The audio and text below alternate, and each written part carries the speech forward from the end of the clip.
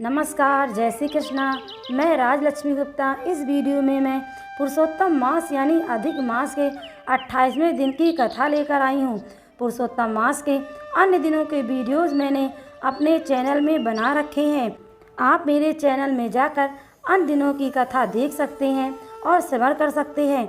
मैं आपको यहाँ एक जानकारी देना चाहूँगी। पुरुषोत्तम मास की संपूर्ण कथा 31 अध्याय में पूरी होती है। मैं आपके लिए वह संपूर्ण कथा लेकर आने वाली हूँ।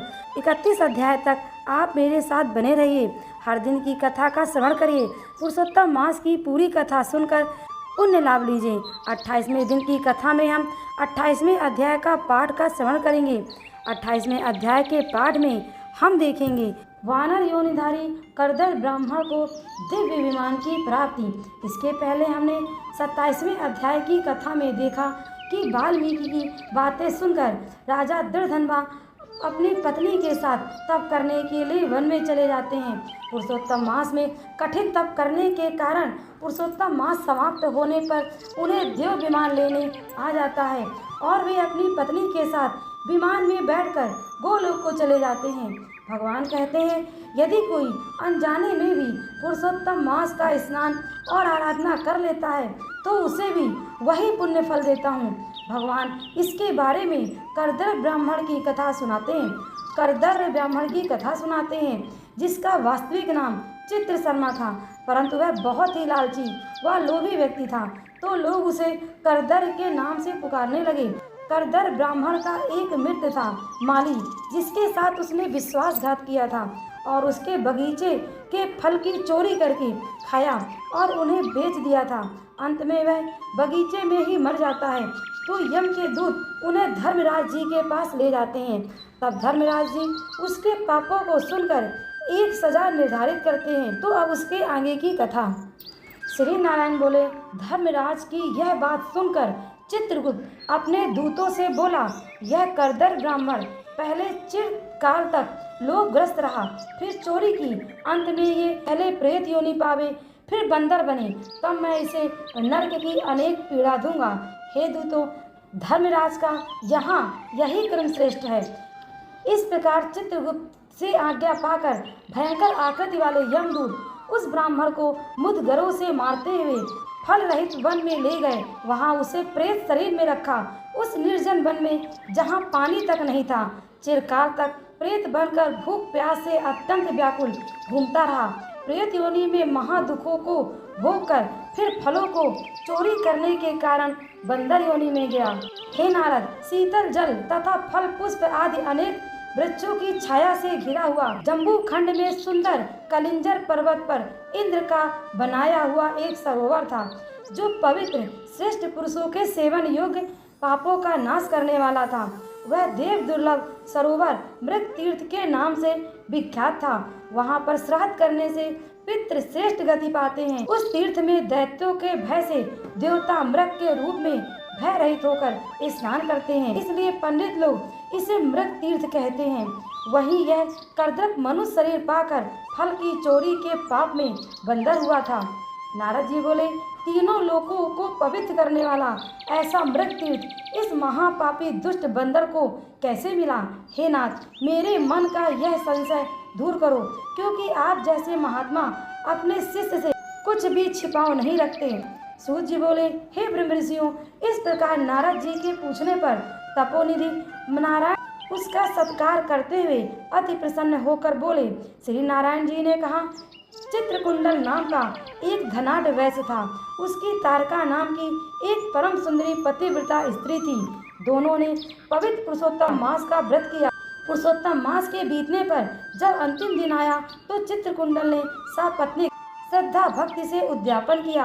विधि विधान से उद्यापन विधि संपन्न करने के लिए उसने वेद वेदांग को जानने वाले सुचरित ब्राह्मणों को सपत्नीक आमंत्रित किया। हे नारद जी, वहां धन के लोभ से करदर ब्राह्मण भी पहुंच गया। उद्यापन विधि पूर्ण होने पर चित्रकुंडल वैश्य ने सपत्नीक ब्राह्मणों को बहुत सा दान देकर अत्यंत प्रसन्न किया। उन सबको प्रसन्न कर अन्य ब्राह्मणों को भी भूपसी दक्षिणा भरपूर उत्तम दक्षिणा दी। उसकी दी हुई भयसी दक्षिणा से दूसरे ब्राह्मण संतुष्ट हो अपने अपने घर चले गए। किंतु अत्यधिक लोभी करदर ब्राह्मण रोता हुआ चित्रकुंडल के आगे खड़ा हो गया और विनय पूर्वक गदगद वाणी से बोला, हे वैश्यराज चित्रकुंडल, आपने जैसा पुरुषोत्तम मास का व्रत विधि विधान से किया वैसा आज तक कहीं भी किसी ने नहीं किया। आज आप कृतार्थ हो गए। आप सब प्रकार से भाग्यवान हो जो आपने अत्यंत भक्ति से पुरुषोत्तम व्रत किया।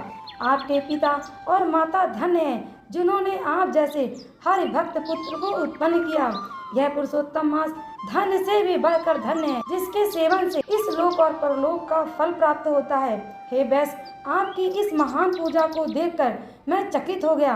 अहो, निसंदेह आपने महान कार्य किया है और अन्य ब्राह्मणों को भी बड़े आनंद से उसी धन दान दिया। हे दाता, आप मुझ भाग्यहीन को क्यों नहीं देते? ऐसा कहने पर करदर ब्राह्मण को भी वैश्य ने धन दे दिया। उस धन को करदर ब्राह्मण ने घर ले जाकर पृथ्वी पर गाड़ दिया। इस करदर ने पहले वहां श्री पुरुषोत्तम की पूजा देखी और दूसरे धन के लोभ से पुरुषोत्तम मास की प्रशंसा की। पूजा देखने और पुरुषोत्तम मास की स्तुति करने से धन का लोभी करदर मृग तीर्थ को प्राप्त हुआ। सूत जी बोले, दर्शन और स्तुति करने से दुष्ट करदर ब्राह्मण को वानर की योनि में श्रेष्ठ तीर्थ का वास मिला। हे द्विजों, जो मनुष्य श्रद्धा से पुरुषोत्तम का व्रत तथा पत्नी सहित दर्शन एवं स्तुति करते हैं उसके पुण्य का कहना ही क्या है। नारद जी बोले, हे ब्राह्मण, अब यह बताइए कि उस वन में जहाँ श्रेष्ठ शीतल जल था, घनी छाया वाले फल फूलों से युक्त मनोहर वृक्ष थे, उनसे शोभित उस वन में रहने का क्या कारण था? श्री नारायण जी बोले, हे नारद जी, तुम्हें जानने की इच्छा है तो मैं अवश्य कहता हूँ। इसमें कुछ कारण है जिसके सुनने से पाप नष्ट होते हैं। सब अर्थों के फल को देने वाले श्री रामचंद्र जी जब समुद्र में सेतु बांधकर रावण को मारने गए तो रामचंद्र जी ने विभीषण को छोड़कर सब राक्षसों को मार डाला। तत्पश्चात अग्नि में शुद्ध कर जानकी को अंगीकार किया। तब रावण के मरने से प्रसन्न हो ब्रह्मा, शिव, इंद्र आदि देवताओं ने कहा, हे रामचंद्र जी, आप वर मांगो। इस प्रकार सब भक्तों को अभय करने वाले श्री रामचंद्र जी बोले, हे देवताओं, जो मुझे वर देना चाहते हो तो मेरी बात सुनो। यहाँ पर जितने सूरवीर वानरों को राक्षसों ने मार दिया उन सबको मेरी आज्ञा से अमृत बरसाकर शीघ्र जीवित कर दो। ऐसा ही हो। यह कहकर ब्रह्मा, शिव, इंद्र आदि देवताओं ने अमृत बरसाकर वानरों को जीवित कर दिया। सब वानर जीवित हो जय घोष करते हुए रामचंद्र जी के सामने आने लगे, मानो बहुत देर बाद सो कर उठे हों। तब सीता सहित रामचंद्र जी विमान में बैठकर चारों ओर खड़े हुए वानरों से बोले, हे सुग्रीव, हनुमान, अंगद और जामवंत, तुम सब ने वानरों के साथ अपने मित्र का सब कार्य पूरा किया है। अब तुम लोग सब वानरों को आज्ञा दे दो ताकि ये सभी वानर यहाँ से अपनी अपनी इच्छा अनुसार यह श्रेष्ठ स्थान को चले जाएं। ये मेरे दीर्घजीवी वानर जिन जिन वनों में रहेंगे वहाँ वृक्ष फूलों और फलों से लदे रहेंगे।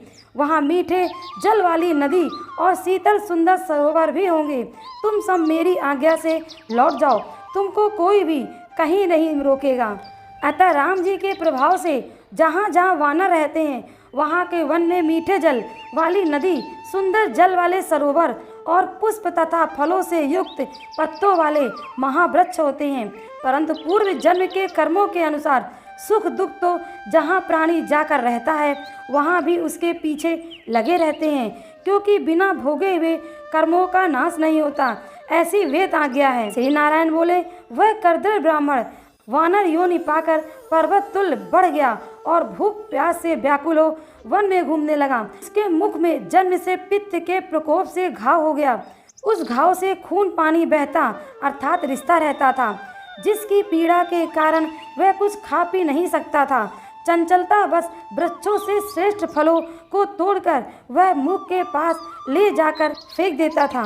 उसमें पीड़ा के कारण किसी जगह ठहरने की सामर्थ्य नहीं थी। एक वृक्ष से दूसरे वृक्ष पर जाता और सोचता कि मेरी मृत्यु हो जाए तो अच्छा है। एक समय वह वृक्ष से पृथ्वी पर गिर पड़ा और अत्यंत दुखी हो विलाप करने लगा। अंग भंग हो जाने से ऐसा तड़पता था जैसे जल के बिना मछली। इस प्रकार भूखा प्यासा गिरता पड़ता फड़फड़ाता रहा। उसके घाव से पीड़ित होने से सब दांत भी टूटकर गिर गए। पूर्व जन्मों के पापों के कारण उसे अनेक दुख भोगने पड़े। इस प्रकार नित्य निराहार रहते हुए देवयोग से पुरुषोत्तम मास आया। इस मास में वह उसी प्रकार शीत और वायु आदि से पीड़ित रहा। एक बार कृष्ण पक्ष में घने वन में घूमता हुआ प्यासा होने पर भी कुंड के निकट पहुंचकर पानी नहीं पी सका। भूखा होने पर भी चपलता से वृक्ष पर चढ़ गया। एक वृक्ष से दूसरे वृक्ष पर जाते समय वह सरोवर के किनारे फिर गिर गया। बहुत दिनों का निराहारी होने से दुर्बल व जर्जर शरीर होने से शिथिल हो गया था। इस प्रकार पुरुषोत्तम मास की आखिरी 10वीं से 4 दिन तक उस वानर को कुंड के किनारे लुढ़कते हुए बीत गए।